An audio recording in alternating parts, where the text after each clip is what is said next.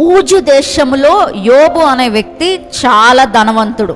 తూర్పు దిక్కునున్న వారందరిలో యోబు వంటి గొప్పవాడు ఎవరు లేరంట. అంత మాత్రమే కాదు, దేవుని దృష్టిలో యథార్థవంతుడుగా ఉన్నాడు. యోబు డబ్బు ఉందండి, కానీ దేవుని దృష్టిలో సరిగ్గా లేడండి అని అంటే అతనికి నష్టం వచ్చిందంటే ఒక ఎత్తు.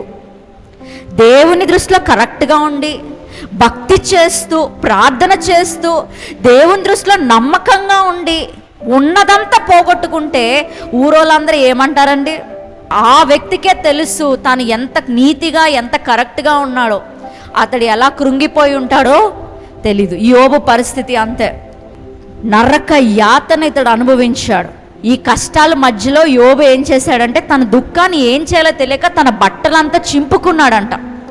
చింపుకుని తలంతా గుండు గీసుకుని, ఎందుకంటే యూదులు ఇలాంటి పనులు చేస్తారు. వాళ్ళు ఏం చేస్తారంటే బాధ నుండి నివృత్తి పొందడానికి బట్టలు ఇప్పుకుని గుండె గీయించుకుంటారు.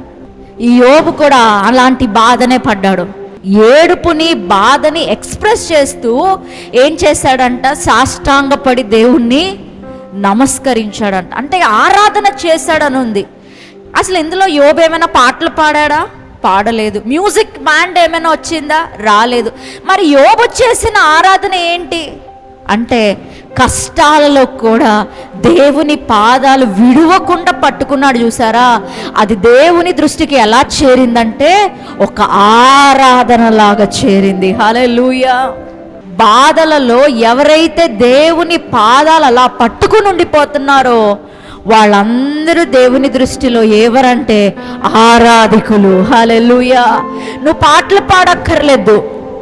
నీ కష్టాలు ఎక్కువైపోతున్నప్పుడు నీ ఫ్రెండ్స్ అందరూ అంటారు ఆ దేవుణ్ణి వదిలేసే అన్నప్పుడు నువ్వు దేవుణ్ణి చూసి ప్రభువా నిన్ను వదలనయ్యా, నా జీవితంలో అన్నీ పోయినా, నా దగ్గర ఉన్న ఆరోగ్యం పోయినా, డబ్బు పోయినా, పేరు పోయినా, నేను జీరో అయిపోయినా కూడా నిన్ను వదలను ప్రభువా అని నువ్వు కష్టాల్లో ఆ నొప్పిలో నువ్వు చెప్తావు. చూసావా ఒక మాట?